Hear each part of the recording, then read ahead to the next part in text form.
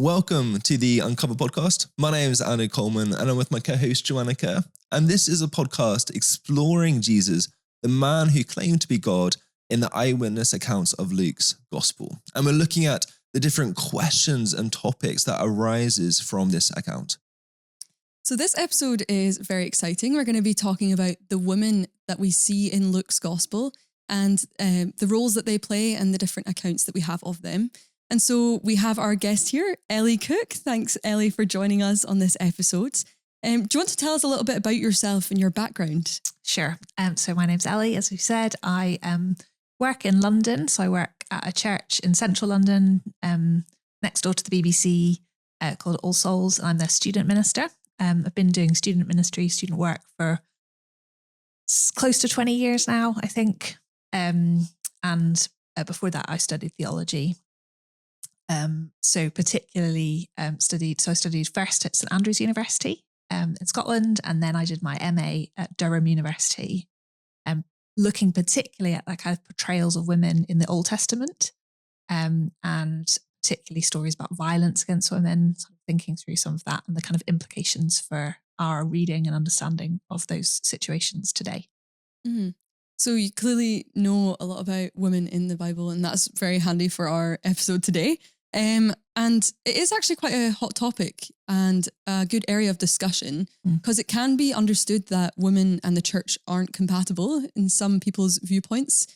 So would you say that is the case?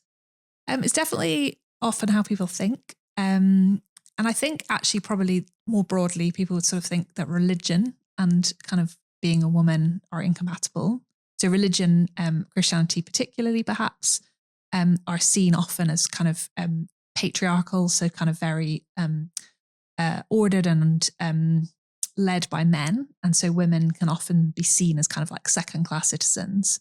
But I'm not so convinced that's a religious thing so much as a human thing. I think that that's a reality that as we look over history, as we look around the world, we see that kind of oppression of women sort of features in all sorts of different societies, different religions, different cultures. And it's a sad thing of our history and our experience as humans, but I'm not convinced it's just a Christian problem. But there is that kind of perception for sure. And often that's a kind of, with people I've sort of spoken to, they're often sort of thinking, well, actually, is that a place I want to be? Is that a kind of organization or a group of people I want to be part of? If I'm a woman, is that where I want to be? If I'm a man who cares for women, is that where I want to be? And so it's a really good topic for us to kind of consider whether that's like a fair representation. And I suppose particularly, is it a fair representation of Jesus and what he's like as well? Mm. So you're saying it is a human problem, which is very true. Yeah, we don't just see it in church circles. But would you say that people have related that to the Bible in any way? Do those misconceptions come from the Bible at all? I think there are definitely places where that would be the case. So there'll be stories sometimes in the Bible where it feels like women either aren't there at all. So there are kind of lots of male stories featuring around male life. Or when there are women, it's often pretty bleak stories. There's lots. And so that was kind of my area of my research, was particularly on violence against women.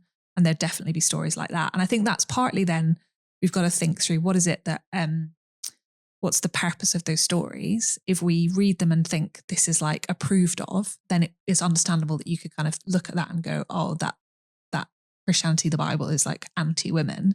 And yet actually most of the time what those stories are doing is showing what humanity are like. So it's kind of showing the human condition, recognizing that is a terrible thing. So you're seeing injustice, you're seeing oppression of those who are vulnerable. And you see that sort of worked out and lived out in the experience of women, but it's not, they're not there as stories that are approved of. They're stories just describing what life is like. Mm. Yeah. So would you say back then it would have been more extreme that these cases would have come up, or the treatment of women would have been different than it is now? Depends on where you are now, I think. So I think probably compared to life in the UK, I would say pretty different. But I guess probably there'd be places around the world where the sort of experience of women now and then is not super different. I suppose one big thing to note would be that the sort of places that women were allowed to be, where they kind of spent their time, they were kind of domestic spaces. So a woman, their kind of place where they lived would have been home, in a kind of family business. So lots of kind of agricultural, agrarian society. So women would have worked in their farms, worked with their families, been sort of comfortable, or like they would sort of belong in those kind of domestic spheres. Whereas any kind of like public sphere was where men were. So particularly if you think kind of any sort of a law court, or a place where kind of big decisions are being made, religious spaces like the temple, they were mainly male spaces. And so that does then obviously affect the reality for you as a woman, that you're kind of, there's a degree to which you're like restricted from public spaces. And also because probably the world was in lots of ways a more dangerous place. That had a huge impact as well, that if you were vulnerable, if you're kind of like physically weaker, which most of the women would have been, you are not really wanting to be in spaces where you're going to kind of, that's going to be exposed. So you want to stay at home, you want to stay under the protection of people who are stronger, you want to stay in a group. So things like today, I kind of travelled from London to Oxford on my own. Like the idea of doing that would just be wild in that setup. And obviously, also they didn't have like public transport, trains and those sort of things. But actually just the idea of being on my own in travelling, I felt very safe. It's quite normal for me to do that, but that in itself would be a different to do, a completely impossible thing to do, really. Yeah. And you can kind of understand that in a way as well, just because I think everyone, especially women, with being more vulnerable, will have that experience of walking by themselves. Often, say if there's isolated in the evening, darker, you just feel anxious. You just feel vulnerable. Absolutely. And that's definitely an experience that we would have today. So I was chatting with somebody recently about running and the kind of difference between, as the nights have drawn in, the difference between sort of running for men and running for women, that women have to kind of, like 95% of women basically change their running patterns over the winter, because you can't run at night, you can't run in the dark because it's unsafe. Whereas men, it's like, just wear an extra layer and that's fine. So things like that. But I suppose there's that kind of normal stuff, but then also just sort of societal expectations meant that women were, it was like, I guess it would have been seen as like inappropriate to be in a place on your own, to be in a public setting, to be with men who weren't for like close relation. And so there's this sort of sense in which there's like a sphere that women stay in to be safe, but there's also a sphere that women are kind of made to stay in because the bigger spheres, the public spheres, the spaces where decisions are made and where things are happening are like owned by men. Women are like not welcomed into them. So there's the kind of both sides of it, I suppose. And those things, I guess, women being more in those family fields areas than men being more out in the world, public areas, are those things kind of encouraged or facilitated by religion or scriptures, or are these more just societal? How do you kind of bring the two together? I think it's mainly societal. There's probably a little bit of stuff in the law about what you can and can't do as a woman. Sort of Old Testament law. There are kind of spaces that women are kind of restricted from, and there are reasons for that. But I think more of it is more kind of cultural thing than it is necessarily a kind of biblical thing, a sort of religious thing. Or at least if it's religious, it's sort of invented rather than sort of, you can't sort of clearly see God's law says X, Y, Z, and then that sort of transfers into it. It's much more like it's been interpreted over years, and it's been restrictions and extra rules and all that sort of stuff has been added into it. Yeah, it's just so the church, say, existing in society, then almost then whether you like it or not, merges into some sort of like cultural norms, values that it picks up. Yeah. Yeah, it can be hard to read that and kind of keep that in mind and include that into your reading as well. That what we're reading here, there might be an element of that cultural aspect and also the human aspect as well. That as you mentioned, we're all human, and these people in the Bible are human as well. And so it's important to keep that in mind. And so on that, we obviously see Jesus in Luke's gospel, and he is the man we were speaking about who claimed to be God, and he comes in and kind of shakes things up a little bit, doesn't he? For sure. That is, I think, a really good point to look at. And we've got all this human element, but he comes on the scene and kind of shows us how it should be done. Yeah. So in what ways was Jesus then different than all these human examples that we had seen so far? Yeah, I mean, in lots of ways. And I suppose the major one just being that he doesn't seem to care that much about the kind of social norms. There are all sorts of ways in which he traditionally or sort of socially could have sort of restricted his ministry and the things that he was saying, and even his sort of the things he's teaching, he could have restricted it to just men's experience. But he doesn't do that. And so actually, we constantly, when you look at, for example, the stories that Jesus tells, they call them parables, and there's loads of them in Luke's gospel. And loads of times he'll sort of tell two stories that are making a similar point, and often one of them will be about a man and a male figure, and one of them will be about a woman. So, for example, there's three stories that happen in Luke 15, where the first one's about a lost sheep, second one's about a lost coin, and the third one's about a lost son, and they're all kind of teaching the same point, which is about Jesus, like God. Looking for people who are lost and like welcoming them back and rescuing people. And so particularly the first two stories, you have a man who's a shepherd who loses one of his 100 sheep. He leaves 99 sheep, goes, looks for the one that's lost, brings it home, has a party. Then that follows immediately a story of a woman who has lost a coin. And so she lights all of the candles in her house and lamps and looks under everything until she finds the coin. And then when she finds it, she throws a party. So you get these two stories that are making the same point. One is a man story, one is a woman story.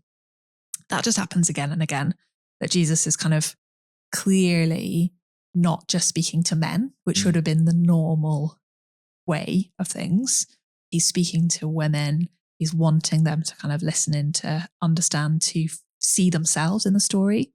And to understand that God is speaking to them too, which is very cool, I think. We'll look at one of these stories. So in our first podcast with Matt Lillycrap, he kind of referenced this story of the woman bleeding. And I thought it would be quite helpful just to read that story. And then Ellie, I'm going to get you to explain to us a little bit of what is happening in the context. Help us kind of get into the feel of kind of the woman and the people around 2,000 years ago, seeing this happen in front of them. What would they be thinking or assuming? So the story is found in Luke chapter 8, and I'll read from verse 40 till I stop. So now when Jesus returned, a crowd welcomed him, for they were all expecting him. Then a man named Jairus, a synagogue leader, came and fell at Jesus' feet, pleading with him to come to his house because his only daughter, a girl of about 12, was dying. As Jesus was on his way, the crowds almost crushed him. And a woman was there who had been subject to bleeding for 12 years, but no one could heal her. She came up behind him and touched the edge of his cloak, and immediately her bleeding stopped. "Who touched me?" Jesus asked. When they all denied it, Peter said, "Master, the people are crowding around and pressing against you." But Jesus said, "Someone touched me. I know that power has gone out from me." Then the woman, seeing that she could not go unnoticed, came trembling and fell at his feet. In the presence of all the people, she told why she had touched him and how she had been instantly healed. Then he said to her, "Daughter, your faith has healed you. Go in peace." Okay, so you want me to explain what's going on? Yeah, if you can give us some of the context. So if you like what's happening around the story, so where is Jesus now? What's kind of the context around that? And then I guess give us a bit of an insight into the woman, if you can. Yeah, absolutely. So the kind of in the story, Jesus has just done a kind of series of different miracles. He's actually just been in a kind of Gentile, so non-Jewish area. He's traveled back into a more Jewish area, and he's kind of arrived back off the boat into this setup. And at this point in the story, Jesus is clearly quite famous in the area. So people know that he can heal people.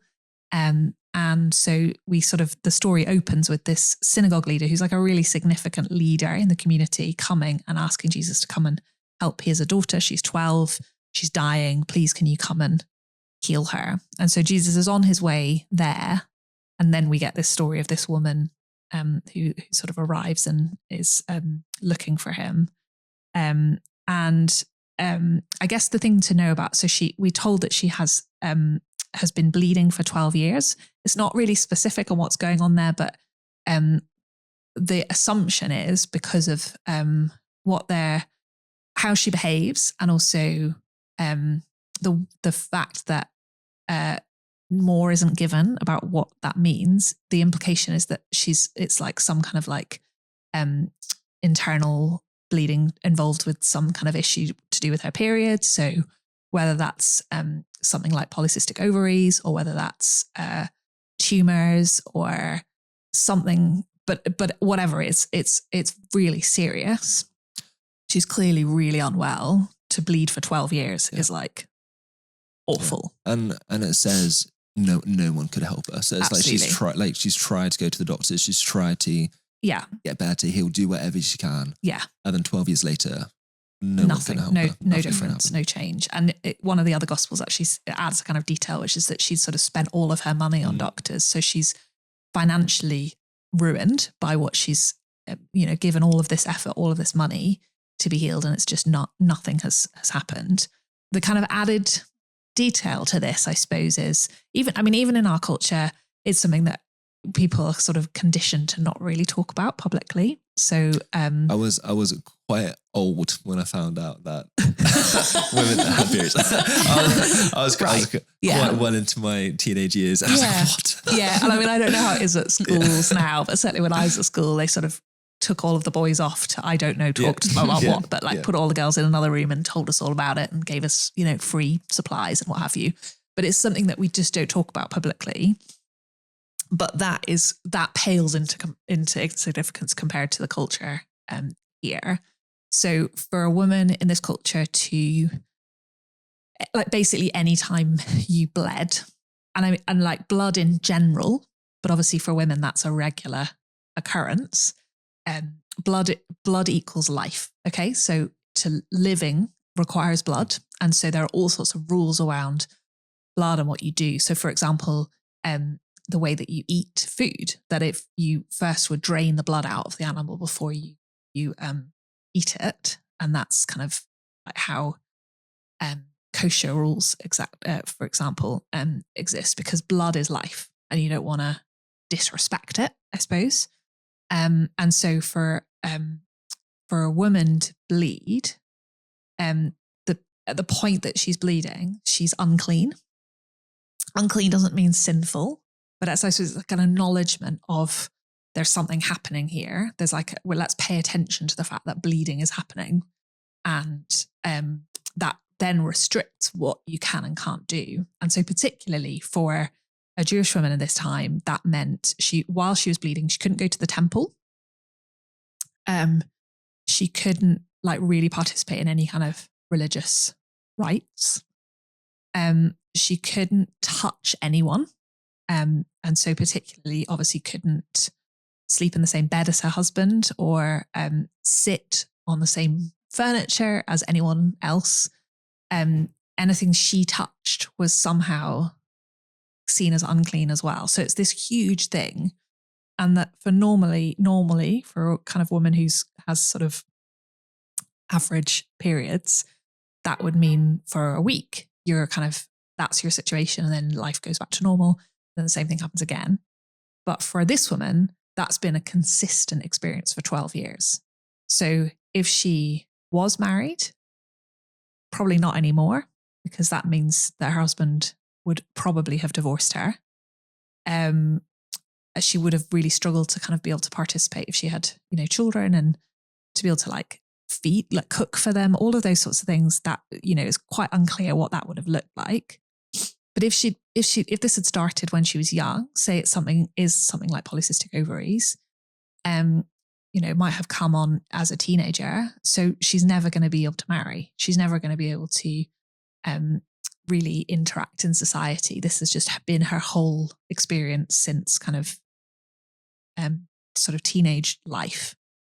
Hugely restricted. She's very much an outsider. And the idea of touching somebody is a really serious thing. Actually, for her to touch somebody officially makes them unclean until they would then, if she were to touch a person in the street, officially, they then need to go through a whole ritual process to become clean again.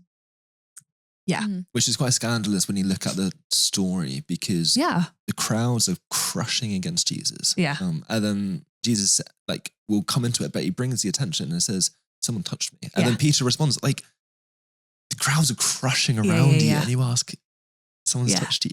Yeah. So for the woman to be there. Yeah.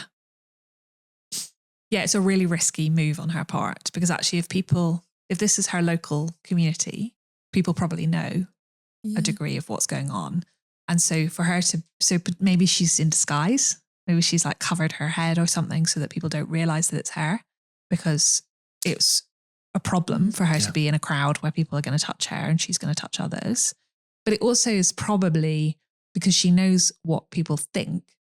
She's clearly not going to come straight up to Jesus and ask for his help, because it's too much of a risk. Yeah. What if he says no? What if he's like, of course I'm not going to heal you. I can't touch you. You're unclean. And so she kind of takes the risk of just touching the edge of his cloak. I didn't know anything about the blood thing, and that was so significant. And so it does make me wonder, though, does that then raise the question that it was almost unfair for Jesus to call her out in that setting? Yeah, it does feel like that a little bit, doesn't it? It feels like, is he trying to publicly shame her? Is he sort of trying to cancel her somehow for doing this terrible thing? In that culture, so if that is a setting and that is a culture, if anyone that comes in contact with her becomes unclean, and then she touches Jesus, a religious significant figure at the time, you'd expect you would expect repercussion. Right, exactly. And so it feels very what on earth is he doing? Why would he respond in the way that he does? And yet I think it's actually not unkind. It's actually kind in what he's doing, because by calling her out and making it clear that he has healed her, she's instantly restored to the community, because in public he's saying, you are healed. Where for 12 years she was outside, she's now back in because he's said it in front of everybody. So she doesn't need to go home and then later be like, oh, actually I'm okay now, guys. And people be like, are you though? Yeah. She's just immediately back, clean, restored. And he does it in such a kind way. The way that he speaks to her, he calls her daughter. He says, peace be with you, when he sends her away. And I think the English peace is just not really sufficient a word to kind of explain what's going on here. Peace in, he's probably speaking Aramaic or Greek, but the kind of concept of peace in Jewish culture comes from the Hebrew word shalom. And it's not just an absence of conflict or an absence of disagreement. It is a restored, filling up whole life, restored joy, wonderful fullness thing. And so that's what he's sending her off with. He's not just being cool, but you are back, you're in, you are at peace with God. Like this is just a big picture. Yeah. Sorry, go on, Jana. Also the kind of element of him doing that publicly, not only does that then signify to them that this particular woman is okay, but actually that as a whole for women in general at that time, it does also kind of symbolize that you are allowed to kind of interact with people that you maybe wouldn't view to be the same level as you or quite on the same wavelength in that way. Yeah. Which I think is an amazing thing. Definitely. Yeah. Mm-hmm. Yeah. So do you think on that note, this story gives any kind of hope or a message to women in this current day and age who maybe feel ashamed or excluded or like an outcast? Yeah, I mean, I think and I hope that it says, even if you do feel like that, and there are loads of reasons why you might, in sense of like the way that you've been treated, things that have happened to you, often the world can be particularly cruel to women, but I think also just to people like that, like the world, we're often really unkind to each other, and so actually to be to feel outside, to feel excluded, to feel shame is something that we all experience from time to time, and yet what we see in Jesus is somebody who wants to restore you. That his kind of reaction to this woman is the fact that you had faith in me. That's meant that you're back, you're in, you're restored, you're healed. She has, like, just by touching the edge of his cloak, she's put her trust in something and someone who has power to do everything. And I think it's just helpful to know that that's the same Jesus today that's in that story, that for people who are on the outside, who feel that shame, who feel that pain, you're able to be welcomed by him. Yeah. And for her to have always been on the outside of God, outside of the temple, not allowed to enter in. And then Jesus says, daughter. Yeah.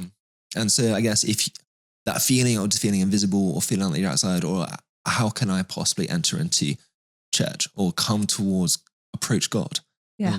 And because of the shame and of who you are and what you've done and everything. But he says the interaction, Jesus says, daughter. Yeah. Son. Yeah. Faith has healed you. Yeah. Yeah, go in peace, go in that deep peace. Yeah. Yeah. That is a brilliant story, I think. And it is a great example of culture crossing Jesus and the contrast. I really like that. Are there any other stories from Luke's gospel in particular that you like as well? Oh, so many. I think, well, one of the things that's interesting about Luke, and it maybe gets a little bit confusing if you're reading it for the first time or the 100th time, to be honest, is that there are lots of people with the same name who are different people. So, for example, there are lots and lots of Marys in the Gospel of Luke because it was like a super popular name. And so lots of people are called Mary. And there are like 3 Marys who I love their stories particularly. And I suppose the first one to start with would be Mary, the mother of Jesus, because we get loads of her story in the Gospel. And particularly in the kind of opening chapters, we just get like this huge level of insight into her experience. And part of what that does is it helps us to kind of understand the whole vibe of Luke's gospel, actually, that it's sort of, we open the story with this girl who is a teenager. She is from like a pretty poor background, a sort of real insignificant town in the very north of Israel. So kind of like a real kind of backwater. Nobody knows anybody who comes from there. It's like super lame to be from there. That's the kind of vibe of it. And obviously as a woman also, she is vulnerable and on the outside, and also she's a person who's like living under oppressive regime. So in every circumstance, she's outside. And yet God chooses to choose her to be the mother of Jesus. And we get this really beautiful moment where the angel appears to her, tells her that this is going to happen, and her response is great. Like she's open to it, which is wonderful. And then she sort of speaks these words that have become like a pretty kind of famous song, where she talks about what God's going to do through this baby. And the themes are essentially, he's going to rescue people.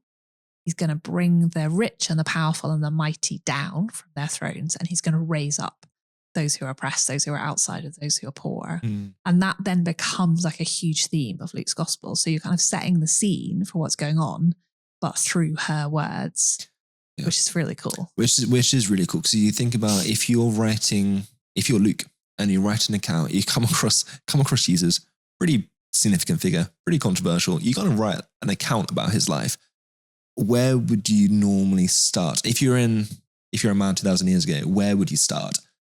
Yeah, not there. Not there. No. Not with a teenage woman that's coming from nowhere. Yeah, no, absolutely not. Yeah. So that's very cool that's how Luke chooses to start. And it's clear from the detail in the story, and both in that moment, but then around the birth, and then around some of the kind of details just after the birth, that Mary was like a main source of Luke's writing. So kind of talked about this idea of like Luke as an eyewitness. He's clearly had a lot of interviews with people. He's clearly gone around meeting with people who knew Jesus, hearing their stories, writing them down. And Mary is obviously a big source of the stories, because what we're getting from Mary is like quite personal stuff. We get to hear about conversations that it's like her and an angel. We get to hear what she was thinking and what she was feeling in the moments after the birth of Jesus. And we also get to hear this quite intimate conversation that she has. Not long after Jesus is born, they sort of go to the temple to participate in various religious rites that are traditional to do.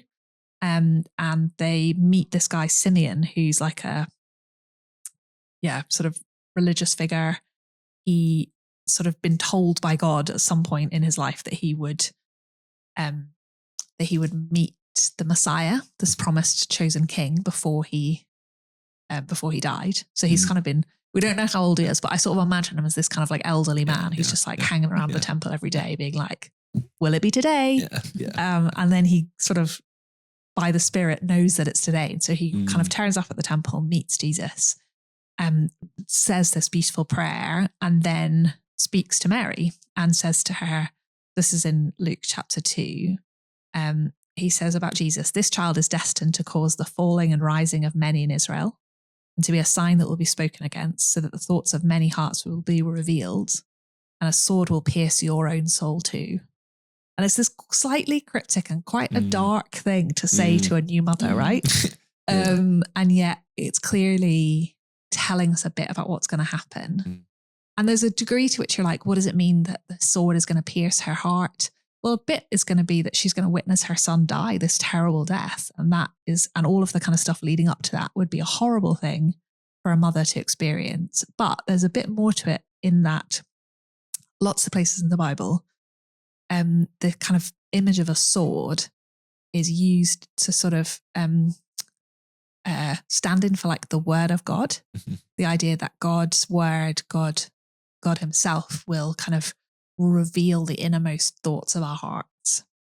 And so there's this idea that Mary too is going to have her heart like opened up and revealed and laid bare. And she's going to have to kind of come to reckon with who Jesus is. Obviously he's her baby, but he's not just her baby. He's also the promised Messiah, the promised king. And so Mary, even though she is his mother, is also going to have to become one of his followers, because the way to be dealt with, the way to deal with the sin in our own hearts, the way to deal with that brokenness ultimately comes by having faith in him. And so she can't continue to relate to him as her baby. She's got to learn to relate to him as her king, which must have been so hard. Imagine like the baby that you like fed and taught to walk and taught to like speak, you then have to like come to worship. So wild. And yet that is the journey that she goes on, that by the end, that's where she is. And that's crazy. Yeah, it's amazing that her prayer at the start does reflect that so perfectly, though, that even though in that moment she doesn't know what's to come, her prayer completely reflects Jesus' ministry and his time on earth, which is just amazing. So it is, amazing to follow her journey through that. On a side note, is it unusual to get that much detail on a woman in the Bible particularly? Yeah. I think particularly the kind of very much the like innermost thoughts of her heart. So like we're really getting what she thought, what she felt. That's just, we don't get loads of female stories in the Bible. This is one, like we talked about earlier, it's one of the reasons why I often can feel like Christianity, religion is not for women. Like it is written into a culture that is male dominated. This is a book that is written by a man and yet clearly wants to have these encounters and to share what they thought. And so we get this real insight into her, which is just great as well. Yeah, that is amazing. There's another couple Marys you mentioned. Yeah, so who are the other Marys that you were talking about earlier? Okay, so the next one I want to talk about is Mary and Martha, who are a couple of sisters. And they are, what we basically learn about them is that they are Jesus's followers. They're part of his kind of gang. And then we get this moment in the end of chapter 10 where Jesus goes to their house along with probably lots of the other disciples and lots of his other followers. They're sort of having like a dinner party, I suppose. And in the story, Martha comes to Jesus to complain because she's been kind of doing all the hosting. She's, in the kitchen, cooking all the food, making sure everyone's got their drink topped up, all of that kind of stuff. And Mary, her sister, who culturally should be doing the same job as her, should be kind of helping with that, is instead out with the rest of the Jesus disciples. She's sort of sitting at his feet. She's learning from him. And Martha comes and is like, tell her to stop. Tell her to come and help me. And instead of doing that, Jesus says, no, actually the one who's right in this situation is Mary. Martha has misunderstood the point of everything. She's misunderstood the opportunity, I suppose, that it's not, the best thing for her to be doing is not hosting, but learning. The best thing for her to do is not to be like serving and caring for Jesus' disciples, but actually to be kind of coming and being part of the family and learning from him and having him teach her. And it's quite a odd moment because again, culturally, Mary is doing something that's quite a little bit scandalous. Yeah. So we talked a bit before about like the kind of domestic and the public sphere.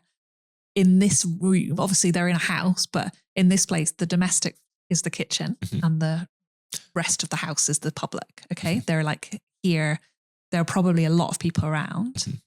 And so there's a little bit of Martha that's probably like, I want some help, like I'm busy. But I think there's more where she's like, this is embarrassing. Like this is a shameful situation. People are going to see that Mary's like with the men. And there's like a scandal implied in that. And so she's like, send her back to where the women are. Like, this is the men's place. The women's place is over there. Like, she should be over here. And Jesus is like, no, that's absolutely not what's supposed to be happening here. Mary's chosen what's best. He actually uses this word. It's not in the text that we have, but it's in the kind of original text. He uses a word. She's chosen the portion that's better. So this idea of like the best part, but it's kind of particularly related to food. That idea of like, you've got, who's taken the biggest slice, I suppose. And so he's kind of relating it to this, we're at a meal and Mary's chosen the best bit. She's chosen to rather than to be cooking the food, she's chosen to come and eat the food, the food being like learning from Jesus. And he's basically saying like, come and join her.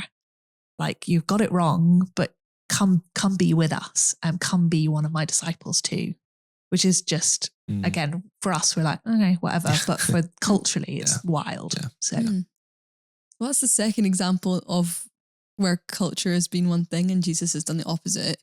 Because I can imagine that would be pretty, out of the ordinary, or almost like they were expecting one answer and got another. And if you're Martha and you're like, Jesus, send Mary back, I need some help, / she doesn't belong here.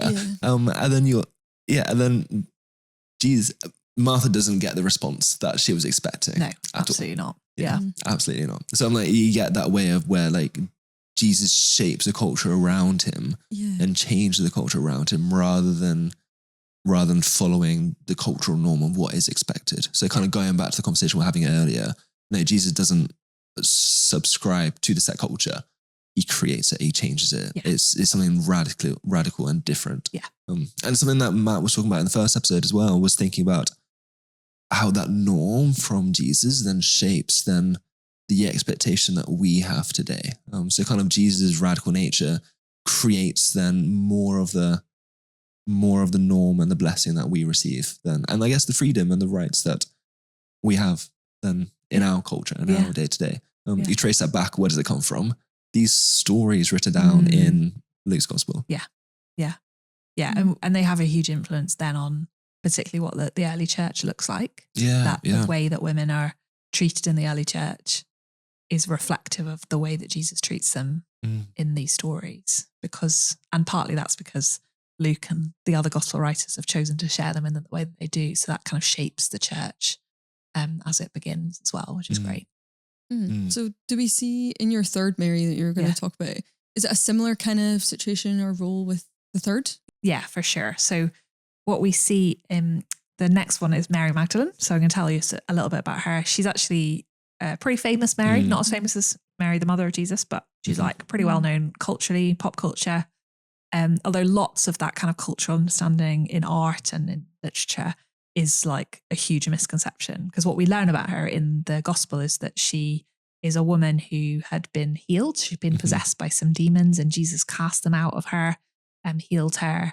And then she becomes one of his followers, one of his disciples. So from the beginning of chapter 8, we get this discussion of Jesus traveling. The 12 are with him. So that's the 12 apostles, the 12 disciples. And then some women who'd been cured of evil spirits and diseases, Mary, and then Joanna and various other women. And what we're told about them is that they are with him and they're also helping to support Jesus and the other disciples from their own means. So like Mary and Joanna, particularly Joanna's the kind of wife of one of Herod's staff, like senior staff. So they're both probably quite wealthy women with their own access to their own money. And they're basically funding the mission of Jesus, funding the ministry. Jesus, his disciples have all kind of given up their jobs to follow him. So how are they going to eat? How are they going to stay places? Well, these women are basically coming with them and supporting them financially. Which is massively countercultural anyway. Yeah, huge. You're like, the breadwinners are the women supporting Jesus. Yes. Like, Jesus doesn't have a job. He's not working. No. It's Mary and Joanna. Yeah. So that, I mean, even today, that's still quite remarkable. But in that scenario, hugely different, hugely weird. And so that's kind of unusual thing. But also they're like going with them. So they're traveling with them. They're part of the sort of entourage that Jesus is going. So they're there for all of the different meetings and the conversations, and they're seeing all of these things. They're very much part of the group. And they're like practically and financially facilitating all of that happening as well. Yeah. So like that is a really big role. Yeah, absolutely. And so as you kind of read the rest of Luke beyond chapter 8, it's like, okay, where are they staying tonight? How are they getting some food? Well, because Mary and Joanna and the rest of them are like with them, funding it. So that's very cool. But then we see Mary Magdalene kind of particularly towards the end of the Gospels, and her and the other women, they sort of become a bigger deal as the Gospels come to an end, and particularly around the burial and then the death, the burial, and then the resurrection of Jesus. Often we talk about we, kind of hear stories of Jesus sort of dying alone. All of his disciples have left him. And there's lots of truth in that, but also in the gospel account, what we see is that the women are still there. They're there at the cross up until his death, where lots of the men have run away, and partly because there is a greater risk to them. Like societally, they're in way more danger. But the women are there. They're there as he walks to his crucifixion, and they're there at the crucifixion. They're following along to find out where he's buried, and then on the Sunday, they're the ones who go to the tomb to anoint the body, because to touch a dead body was the thing that made you unclean. Along with, talked about blood and all of that stuff. Dead bodies are the same category, and so men would not have done that, particularly at this time of the year, because this is Passover. There's loads of religious stuff, rituals happening, and you're not allowed to participate in them if you're unclean. So the men are like remaining clean. The women go to take care of the body, and instead of finding the body, they find an empty tomb and an angel who tells them he's alive. Yeah. And they're full of fear and confusion, but the first thing they do is go back and tell. So they become then like the first witnesses to the resurrection. And they also, sadly, they're kind of the initial reaction to that is, this is nonsense. Yeah. And I think a lot of that is understandable, right? Because people don't come back from the dead. So it's an understandable reaction to hear Jesus is alive and be like, that can't be true. And yet there's also something quite poignant in the fact that they're chosen to be the first people to see, and yet they're also disbelieved. And yeah, things are not yet as they should be, I suppose, is the reality in that. But in one of the other Gospels, in John's Gospel, we kind of get a little bit more to the story. And in that story, Mary, the rest of the women kind of run back to tell, and Mary stays in the garden and is just absolutely full of grief because she hasn't understood what's going on. She thinks that that somebody has stolen Jesus' body, and so is crying in the garden, and there's a person there, and she thinks it's the gardener. And we're not quite sure, why does she not recognize who this person is? Is it because she's crying so much that her eyes can't see through her tears? Is it because it's still dark, or is there something else going on? But either way, she thinks this person's a gardener and asks, where have they taken my Lord's body? And the gardener speaks and just says her name, just says Mary. And in that moment, as she hears her name spoken, she realizes it's not a gardener, it's Jesus himself. And she hears her name spoken by him, and comes to see that it's the resurrected Lord. And so that is wonderful, isn't it? The first words that the resurrected Jesus said was her name, Mary. And she recognizes him in a moment and is so overwhelmed that he, who she thought was dead, has come back to life again. It's just beautiful. And I think that just shows the intimacy that Jesus had with Mary, where Jesus is saying her name personally, and then Mary instantly recognizing who this person is. Yeah. Jesus invites her into his life, reveals himself to her. There's a relationship there that Jesus wants with, or has with, Mary. I think that is like such a significant moment when he does call her name, and you think like that is the most amazing thing. But it does come straight back to earth when Mary then goes to tell the disciples and they don't believe her. Yeah. And that is kind of the reality that we're facing here on earth, even to this day, really still, that, yeah, Jesus is this perfect example of including women and valuing them, but yet that can still not be shown in the day-to-day by fellow human beings. Yeah. And it does actually really highlight that in a good and a bad way, I think. Yeah. Yeah, I think you're right. And I guess partly we see that, don't we, that kind of to be a woman in this world often feels extra hard. I mean, I don't know, I've never been a man, but like my understanding is that there are loads of things and there are loads of experiences that we have as women that are just really difficult, even in a culture where we have so much freedom, legal freedom, etc. It's still just hard. And it feels, like you say, it feels kind of extra hard when you see what it could be like. And we see some of that reality of, immediately going and telling and being disbelieved. And that sort of, that the fact that she has seen Jesus and he's resurrected and something has changed, and yet she's still living in a world where her voice as a woman, she wouldn't have been able to give evidence in court. Like that, she's just not, it's not worth it for her to speak, because people would just automatically not believe her. And so then it's quite remarkable that in that, even though that's the reality of the circumstances and the social setting that they're in, Jesus chooses to reveal himself to her first, right? That he could have chosen to reveal himself to a bunch of men who would have been able to give evidence in court, I suppose. And yet he chooses women first, that there's this kind of, things are changing. There's going to be a difference, that his kingdom, his way is going to be different than the world around. But we're still not there yet. There's still that kind of tension that we're experiencing.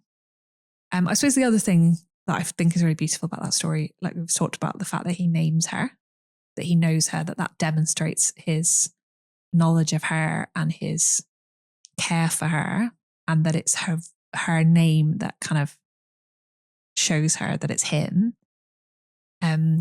There's something that this is not just a woman reality, a female reality, this is a human reality, is that are often the thing that we feel lonely, we feel misunderstood, like we're only ever in our own heads.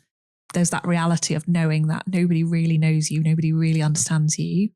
Even you don't always feel like you understand yourself, but certainly other people don't, that we're kind of, there's a human instinct to want to be known and to be loved and to be chosen, to be picked first, that kind of thing. And what we see in Jesus and the way that he cares for Mary, and just in that word, in her name, it's sort of opening up that reality of going, this is what he's like, that he's one who knows you more than anybody else in the world can know you. He's somebody who picks you, who chooses you, who loves you. And that he chooses to reveal himself to her.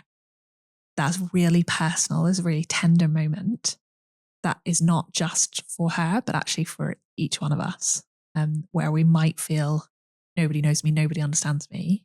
Jesus is saying, no, I do. I know your name. I know everything about you. I think that's really lovely as well. That is amazing. We usually end these episodes with asking you a question of, do you have anything that you would want to ask the audience that they would maybe go away and think about? So do you have any questions that the audience could take away with them? Yeah, I think I'd love to just ask, if you read the gospel and if you see what Jesus is like, and if you listen to what we've just been talking about and kind of assume that the things that we just said are true, is that Jesus somebody you want to know? Is that Jesus somebody you want to follow? Because I'm really convinced that that's who he is, that he really existed, that he really did these things, that he really behaved in this way, that he really does know us intimately and personally. They really did die and was raised to life for us, each of us. And so the question is then, what do you make of that? Is that Jesus somebody you want to know? If so, keep reading, keep investigating, keep looking for him, because it's so wonderful when you come to see him and know him. Amazing. Ellie, it's been a pleasure. Thank you so much for joining us on today's episode. And we've been talking about Jesus in Uncover Luke. If you haven't yet had a copy of Uncover Luke, I would absolutely recommend you go away, try and find one. Your local Christian union will have loads. You can Google it. It's around, it's available. the invitation for you is come and explore who Jesus is for yourself. Come and see him for yourself and see if he is someone worth following. So that is us for today. Thank you so much for listening, and we'll see you again next time. See you later.